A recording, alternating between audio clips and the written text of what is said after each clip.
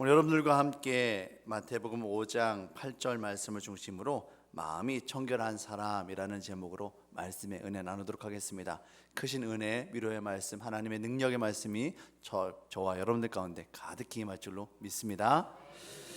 옛날에 옷을 너무나도 좋아하는 한 임금님이 있었습니다.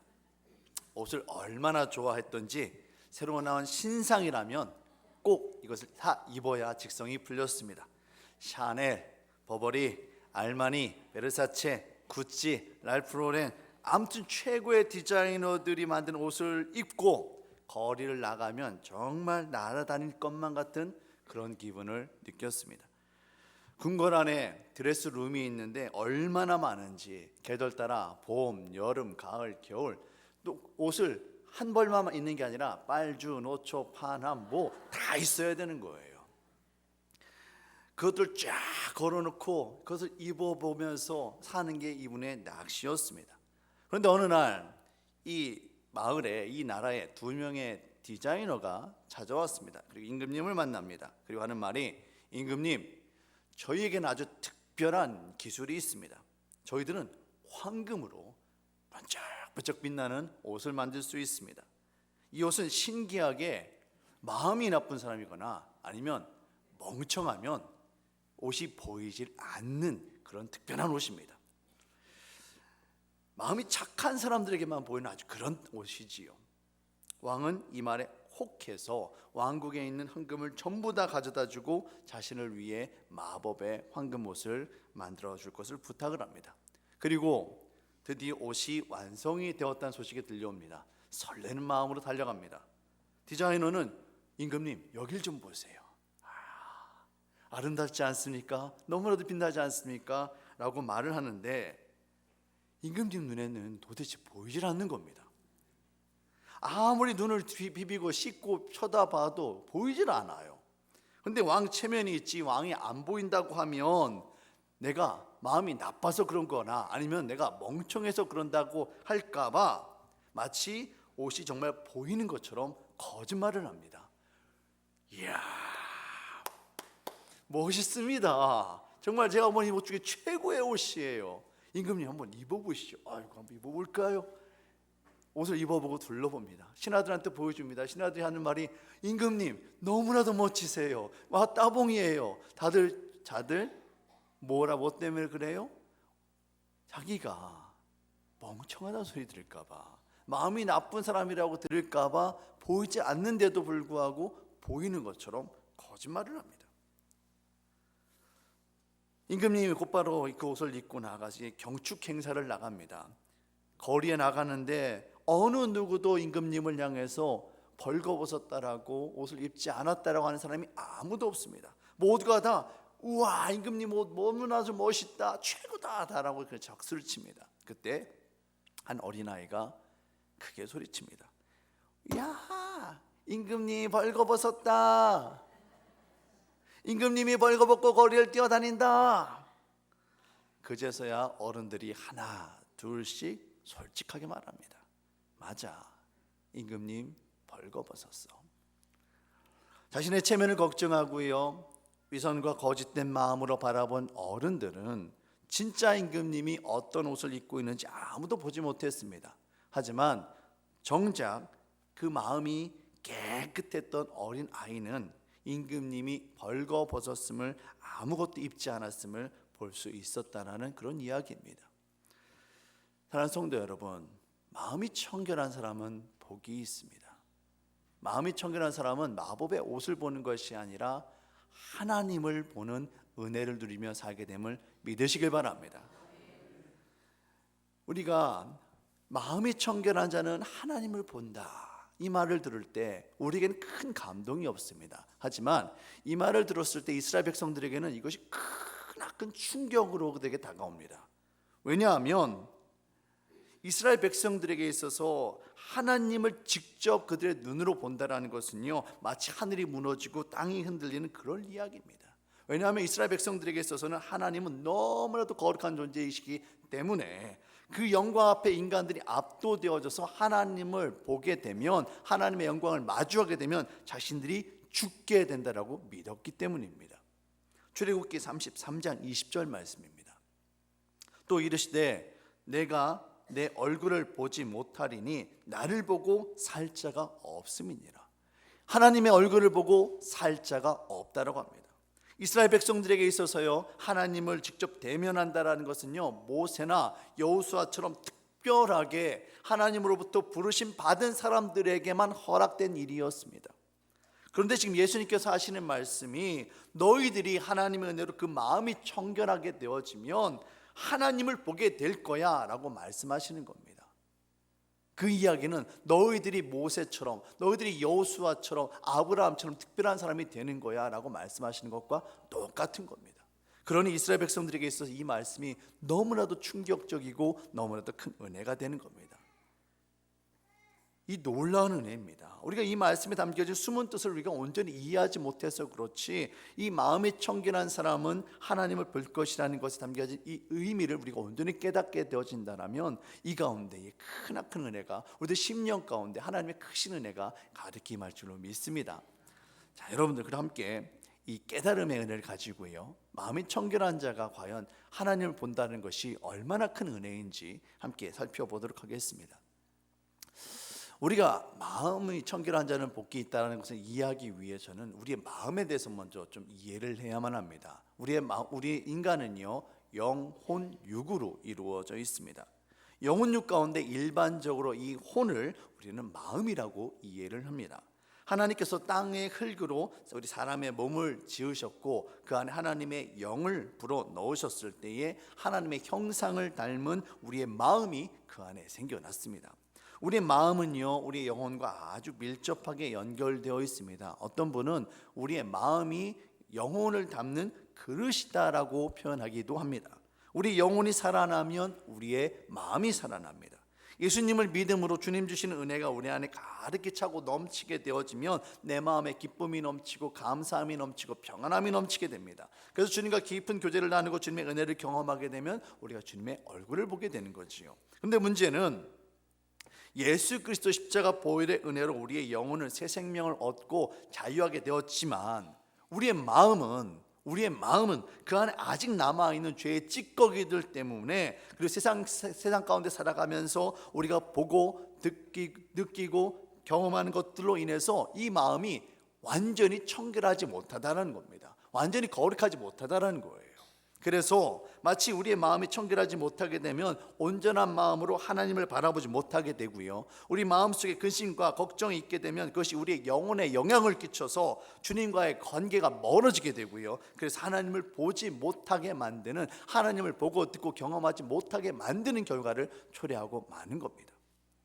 하나님을 보는 것은 우리의 영이에요. 영이 보는 거예요. 그런데 이 마음은 무엇인가 하면 우리의 영이 하나님을 인식하도록, 하나님을 바라보도록 돕는 통로와 같습니다. 그래서 마치 제가 쓰고 있는 이 안경과도 같은 거죠. 그래서 마음이 청결한 사람이라는 사람은 이 마음이 청결해져서 있는 그대로의 하나님의 마음, 하나님의 모습을 볼 수가 있는 겁니다. 그런데 문제는 우리의 마음이 청결하지가 못하다라는 겁니다.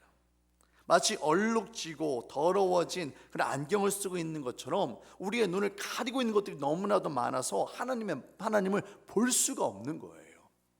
이 안에 가려진 것들이 너무나도 많아서 하나님이 우리 안에 역사하고 계시는데 그것을 보질 못하는 겁니다.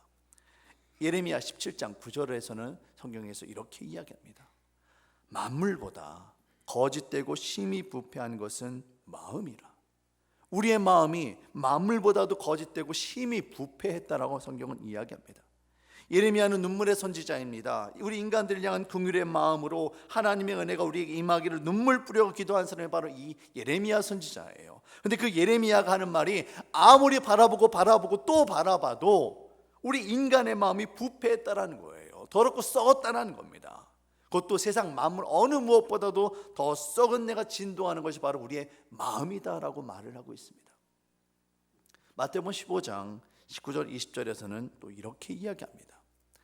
마음에서 나오는 것은 악한 생각과 살인과 간음과 음란과 도둑질과 거짓 증언과 비방이니 이런 것들이 사람을 더럽게 하는 것이요 씻지 않은 손으로 먹는 것은 사람을 더럽게 하지 못하느니라. 예수님께서 하시는 말씀이 우리의 마음이 더럽답니다. 우리의 마음 가운데 악한 생각들, 살인의 마음들, 간음, 음란, 도둑질, 거짓, 비방 이런 것들 가득해서 우리의 마음이 더럽다라고 말씀하고 계세요. 우리의 마음이 청결하기는 고사하고 이처럼 더럽기 때문에 시편 51편 10절에서는 다윗이 이렇게 노래합니다. 하나님이여, 내 속에 정한 마음을 창조하시고 내 안에 정직한 영을 새롭게 하소서. 내 마음이 너무나도 더러워서 하나님을 보질 못합니다. 내 마음이 너무나도 부패해서, 내 마음에 너무나도 죄악됨이 가득해서 나의 삶 가운데 역사하시는 하나님의 은혜를 누리며 살지 못합니다. 나를 불쌍히 여겨주시옵소서. 이것이 바로 다윗의 고백이었습니다. 사랑하는 성도 여러분, 우리가 하나님의 은혜를 온전히 누리길 원한다면, 우리 가운데 살아 역사하시는 하나님의 능력의 손길을 경험하길 원한다면 우리의 마음이, 그 무엇보다도 우리의 마음이 청결해야 함을 믿으시길 바랍니다. 다윗의 기도처럼 하나님께서 우리의 마음을 청결하게 하여 주셔서 우리의 영이 새롭게 되어지고 하나님을 직접 만나게 되면 주님께서 베풀어 주신 그 놀라운 은혜가 우리 마음 심령 깊은 곳에 가득 임하게 되는 겁니다. 이와 같은 놀라운 은혜를 날마다 누리시는 저와 여러분들 되어주시기를 예수님의 이름으로 축복합니다. 하나님을 보기 위해서는 우리의 마음이 청결해야 해요. 우리 마음이 청결해지기 위해서는 정말 누구든지 정말 우리 마음이 청결하길 원하는데, 그렇다면 과연 이 청결이 뭘까요? 이 거룩이 무엇일까요? 어떻게 하면 우리의 마음이 청결해질 수 있을까요? 함께 고민을 해보도록 하겠습니다. 우리가 보통 일반적으로 청결하다라고 이야기를 하면 아무 흠이 없거나 아무 죄도 없고 아무 더러움도 없는 마치 백지와 같이 깨끗한 상태를 우리는 청결이다라고 생각을 합니다.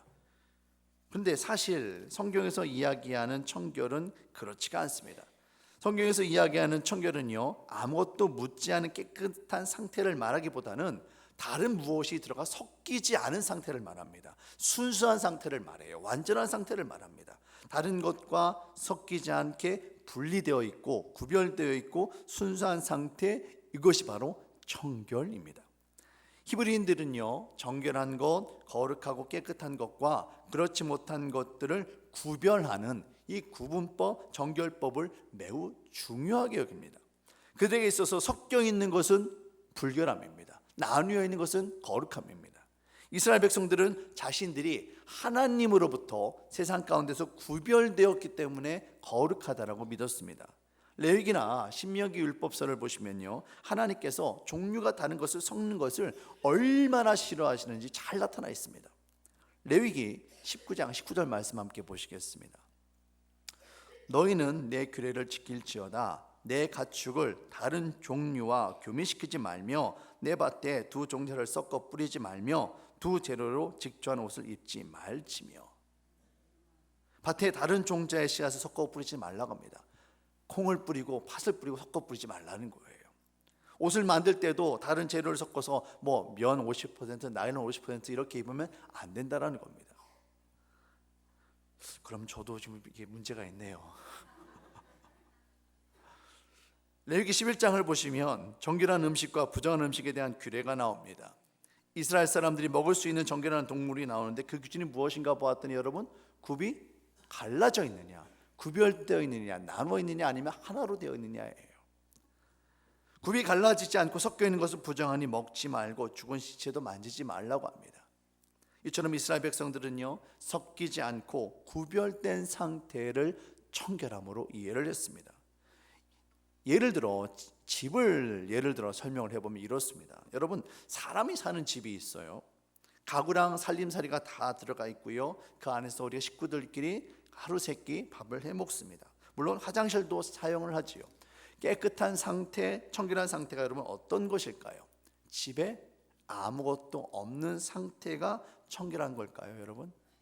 아닙니다. 아니에요. 사람이 사는 집에 아무것도 없을 수가 없어요. 사람이 살면 음식 찌꺼기가 나오고요, 일반 쓰레기가 나오고요, 화장실을 사용하게 되어집니다. 깨끗한 상태, 청결한 상태는 그런 아무것도 없는 상태가 아니에요. 깨끗한 상태, 청결한 상태는 무엇인가 하면 있어야 할 물건들이 있어야 할 자리에 구별되게 섞이지 않고 잘 정돈되어 있는 게 바로 정결한 상태입니다. 먹다 남은 반찬통은요, 종류별로 냉장고에 들어가 있는 겁니다. 냉동실에 들어갈 게 냉동실에 들어가 있고, 냉장실에 들어갈 게 냉장실에 들어가 있는 거예요. 섞이지 않는 거예요.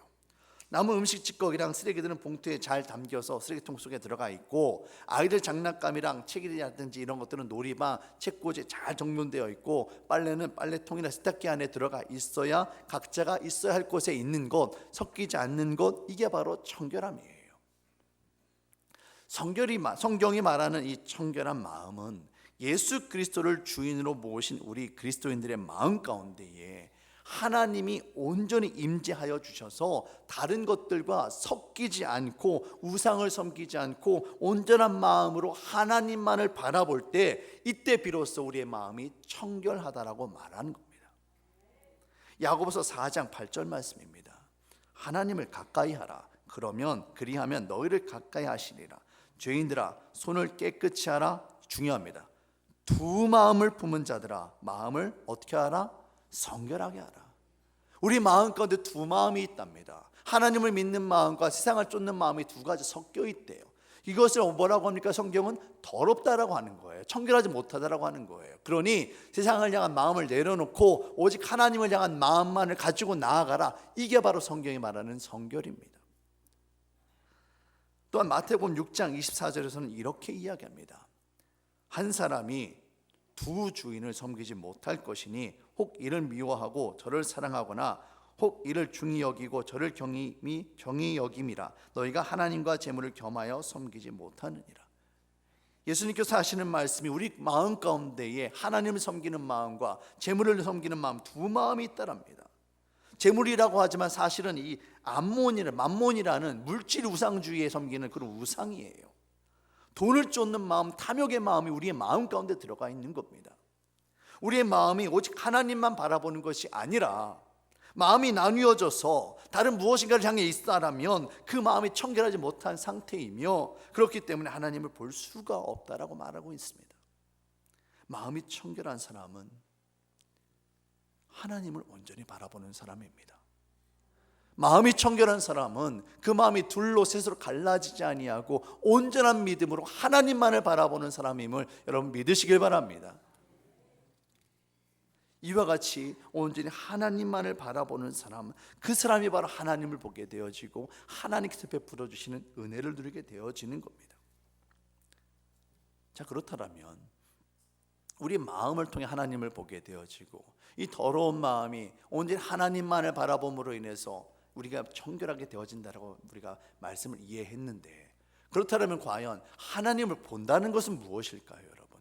우리 정말 하나님의 은혜를 보길 원하는데 그 본다라는 것은 과연 무엇인가 함께 보도록 합니다. 여러분, 마음이 청결한 사람, 그 마음이 오로지 하나님만을 향하고요, 다른 어느 무엇도 하나님을 향한 그의 마음을 빼앗지 못하는 이 놀라운 믿음의 사람에게 임하는 하나님의 은혜, 그 은혜를 예수님께서는 하나님을 보게 된다라고 말씀을 하시는 거예요. 히브리서 11장 1절과 3절을 통해서 설명해 드리겠습니다. 함께 말씀을 좀 읽도록 하겠습니다. 시작. 믿음은 바라는 것들의 실상이요 보이지 않는 것들의 증거니 선진들이 이로써 증거를 얻었느니라. 믿음으로 모든 세계가 하나님의 말씀으로 지어진 줄을 우리가 아나니 보이는 것은 나타난 것으로 말미암아 된 것이 아니니라. 1절에서 하신 얘기가 믿음은 바라는 것들의 실상이요 보이지 않는 것들의 증거라고 말을 합니다. 그리고 2절에서 선진들 곧 믿음의 조상들이 믿음으로 증거를 얻었다라고 말을 합니다. 히브리서 기자는 믿음으로, 우리가 인간의 눈으로 바라보는 것이 아니라 믿음으로 말미암아 보이지 않는 것들을 보게 되어진다라고 이야기를 합니다. 그리고 이어서 3절에서 하는 말이 믿음으로 바라볼 때에 모든 세계가 하나님의 말씀으로 지어진 줄을 우리가 알게 된다라고 말을 하고 있습니다. 우리가 안다고 해서 다 보이는 게 아니에요. 다시 말해서 우리가 믿음으로 보게 되어지는 것이지 단지 나타나는 것으로, 우리의 눈에 보이는 것으로 보게 되는 것, 알게 되는 것이 아니라고 말합니다. 믿음의 눈으로 바라볼 때에 하나님의 역사하시는 손길이 보이는 거예요.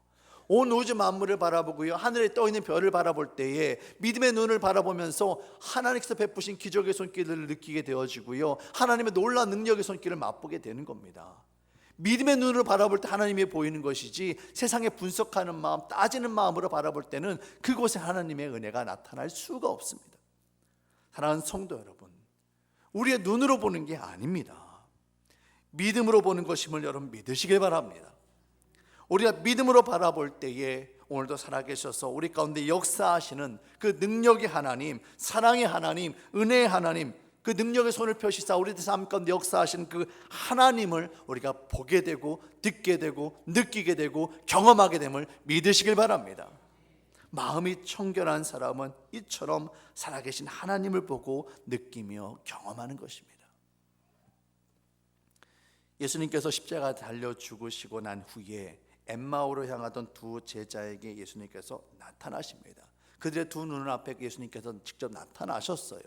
하지만 그럼에도 불구하고 그 두 제자들은 예수님을 알아보지를 못합니다. 왜 그렇습니까? 부활의 주님, 그 부활의 주님이 그들의 눈앞에 나타났음에도 불구하고 그 제자들의 마음 가운데는 온전한 믿음이 없었던 거예요. 마음이 청결하지가 못했던 겁니다. 왜, 무엇 때문입니까? 그 안에 실패와 좌절감과 불안함과 두려움, 믿지 못함, 이런 것들이 그 안에 가득해서 그 마음이 뒤죽박죽 섞여 있었기 때문에 예수님이 그들의 눈앞에 있음에도 불구하고 예수님을 알아보지 못한 겁니다. 예수님께서 이 불쌍하고 어리석은 제자들에게 말씀을 통해 예수님의 부활하심을 설명해 주시고요, 떡을 가지고 축사하심으로 그들의 흩어진 마음, 그 나누어진 마음, 섞여진 마음, 이것들을 하나로 모아주셔서 그들의 믿음의 눈을 회복시켜 주셨을 때에, 그때서야 비로소 그들의 닫혀진 마음의 눈이 열리고 그때서야 비로소 예수 그리스도를 알아보게 되어집니다. 또 마태복음 14장을 또 보시면 이렇습니다. 갈릴리 바닷가에서요, 폭풍을 만난 제자들을 향해 예수님께서 무리를 걸어오십니다. 베드로가 놀라서 만일 예수님이시면 저로 하여금 무리를 걸어오라 말씀하십시오. 그러자 예수님께서 베드로를 향하여 오라라고 말씀을 하시죠. 무리를 걸어오라고 말씀하십니다. 베드로가 무리를 걸어 예수님께로 향합니다. 그런데 예수님께로만 향해 있었던 그 마음이, 예수님께로만 향해 있어서 무리를 걷는 그 능력을 경험했던 그 베드로의 마음이 어디로 향해 마음을 빼앗깁니까? 성난 파도와 거친 바람 소리, 정말 뛰노는 그 바다의 그 마음을 빼앗겨 버리고 마니까 그 베드로의 마음, 하나가 되었던 그 마음 가운데에 염려와 걱정과 불신의 마음이 뒤섞여 버리고 나니 베드로가 어떻게 되어집니까? 물속으로 빠져 들어가느니라. 사랑하는 성도 여러분, 우리가 온전한 믿음, 하나된 마음, 청결한 마음으로 하나님을 바라보게 되어질 때에 우리들 삶 가운데 역사하시는 하나님 능력의 손을 보게 됨을 믿으시길 바랍니다. 하나님은 오늘도 역사하십니다. 하나님도 오늘도 살아 역사하신 그 하나님의 손길을 우리가 보지 못할 뿐이지 오늘도 하나님은 역사하고 계시는 거예요. 문제는 하나님께 문제가 있는 것이 아니라 바로 우리에게 있는 겁니다. 우리의 마음이 청결하지 못해서 하나님을 보지 못하는 겁니다.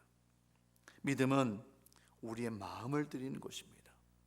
결코 나누어지지 않고요, 다른 것들이 섞이지 않은 온전한 마음, 하나된 마음을 하나님께 드리는 사람, 그가 바로 마음이 청결한 사람입니다. 이처럼 우리가 하나님 앞에 청결한 믿음으로, 청결한 마음으로 나아갈 때에 우리가 하나님을 만나게 되고요, 하나님과 깊은 교제를 나누게 되었고요, 그리고 하나님께서 우리의 마음과 영혼을 온전히 사로잡아 주시고요, 우리 마음 가운데에 하나님을 바라보지 못하도록 만드는 것들을, 그런 것들을 하나씩 하나씩 끄집어내 주시고 정리하시고, 그렇게 해서 더욱더 거룩한 사람, 성령의 사람, 성결의 사람으로 만들어 주시는 겁니다. 마음이 청결한 사람, 그는 하나님의 능력을 보게 됩니다. 하나님께서 그의 삶 가운데 온전히 임재하여 주시고 다스려 주시고 인도하여 주셔서 주님과 온전히 동행하는 임마누엘의 삶, 성결의 은혜를 누리게 됨을 여러분 믿으시길 바랍니다. 이와 같은 하나님의 은혜가 정말 청결한 자가 복이 있나니 하나님을 볼 것이며, 이와 같은 성결의 은혜가 저와 여러분들 가운데 가득히 임하시기를 예수님의 이름으로 축복합니다. 척 헐슨이라는 인물이 있습니다. 척 헐슨, 그는 닉슨 대통령 재임 당시에 30대 초반의 나이로 닉슨 대통령의 오른팔이 되었습니다. 비상한 두뇌와 탁월한 리더십을 소유한 젊고 유능한 참모였습니다. 하지만 닉슨 대통령이 워터게이트 스캔들로 쓰러졌을 때에 가장 먼저 타격을 입은 사람이 바로 이 척 콜슨이었습니다. 당연하지요. 닉슨 대통령의 가장 오른팔이었으니 가장 먼저 책임을 지고 그가 감옥에 가게 되어집니다. 세상 가장 높은 자리에 있던 사람이 하루아침에 가장 낮은 곳 밑바닥으로 내려가게 됩니다. 그런데 그곳에서 척 콜슨은 예수님을 만나게 됩니다. 그리고 그의 인생이 180도로 바뀌게 되어집니다. 자기 자신의 성공을 위해서, 야망을 위해서 뛰고 달리던 그가 이제는 다른 사람들에게 그가 만났던 하나님을 증거하고요, 예수 그리스도 십자가 복음을 전하는 전도자의 삶을 살게 되어집니다. 그래서 자신이 교도소에서 예수님을 만났던 그 경험을 살려서 프리즌 미니스트리, 교도소 선교회를 설립하고 전 세계에 있는 교도소들을 찾아가며 그곳에 있는 죄인들에게 예수 그리스도 복음을 증거하는 그런 사역을 감당하게 됩니다. 그런데 그런 사역을 감당하던 가운데에 남미에 있는 유메이타라는 한 교도소를 방문하게 됩니다. 이 교도소는요, 원래 남미에서도요 가장 흉악하고 죄질이 악질적이고 형량이 무거운 죄수들만 모아놓은 곳이었습니다. 워낙에나 난폭하고 악질적인 죄수들만을 모아놓았다 보니 사고가 끊이질 않는 겁니다. 그래서 이 교도관들도 거의 포기하다시피 했고 결국 나중에 정부도 손을 다 들고만 그런 곳이었습니다. 그런데 이 와중에요, 남미의 어느 한 교회가 이 교도소에 대한 특별한 사명감을 느끼고 우리가 마음을 합해서 하나님의 은혜와 성경의 원리대로 한번 이 교도소를 운영해보자 라는 마음으로 그들이 팔을 걷어붙이고 나서게 됩니다. 그런데 정말 놀랍게도요, 몇 년 후에 이 교도소가 완전히 바뀌게 되어집니다. 이 교도소에 수감된 죄수들이 변화되고 새롭게 되는 놀라운 일들이 일어납니다. 교도소 선교회를 운영하는 척 콜슨이 이 이야기를 듣고 나서 어떻게 이와 같은 놀라운 변화가 일어날 수 있는지 그 이유를 찾아와서 묻습니다. 형제님, 비결이 무엇입니까? 제가 전 세계 수천 군데 교도소를 찾아다녔지만 이와 같은 곳은 제가 본 적이 없습니다. 그 비밀을 저에게 알려주십시오. 그러자 안내하는 사람이 척 콜슨의 손을 잡고 어느 구석진 방 앞으로 인도해 갑니다. 그 방은요, 복도 끝에 있는데요, 다가가면 다가갈수록 너무나도 어둡침침하고 정말 스산하고 묘한 기분이 드는 거예요. 방문 앞까지 이르러서 안내자가 척 콜슨에게 다시 한번 묻습니다. 선생님, 비밀을 알고 싶다고 하셨으니 그 비결을 보여드리겠지만 아마 이 문을 열면 충격을 받으실 겁니다. 그런데도 정말 보시겠습니까? 이 방은 유메이타 교도소가 시작되면서부터 고문실로 사용되었던 곳입니다. 흉포하게 짝이 없는 죄수들을 그냥 다룰 수가 없어서 묶어두고 매질하고 고문하고 가둘 때 쓰던 바로 그 방입니다. 이 방에서 죽어나간 사람이 수도 없이 많습니다. 그런데 정말로 이 방에 들어가 보길 원하십니까? 척 콜슨이 그러겠다라고 대답을 합니다. 그리고 문이 열렸습니다. 고문실 안에 들어가 보니 아무것도 없고 방 한가운데에 실제 크기의 커다란 십자가가 세워져 있습니다. 그리고 그 위에 한 죄수 예수 그리스도가 달려 있습니다. 교도소 수감자들이 정부가 포기할 정도로 흉악하고 난폭했던 그들이 변했던 것은 다른 무엇이 아니었습니다. 자신들이 고문당하던 벌레보다도 못한 자신들을 위해서 정말 그 예수님께서 매맞고 고문당하신, 죽임당하신 그 예수님을 바로 그 자리에서 그들이 만났던 겁니다. 말 안 듣는 그 악질적인 죄인들을 고문실로 끌고 가요. 나는 이제 죽겠구나 생각을 하고 왔는데 그곳에 정작 누가 있는가 하면 예수님이 있는 겁니다. 이분이 나를 위해 달려 죽으셨구나. 이분이 나를 위해 고통당하셨구나. 그곳에서 그들이 예수님을 영접하고 그들의 심령 회복되어지는 겁니다. 선생님, 바로 이분이 우리 모두를 위해 오늘도 대신 고문받고 계십니다. 죄수들이 그렇게 놀랍도록 변화된 것은 그 난폭한 고문실에서 자신들을 위해 대신 십자가 달려 죽으신 예수님의 모습을 보았기 때문입니다.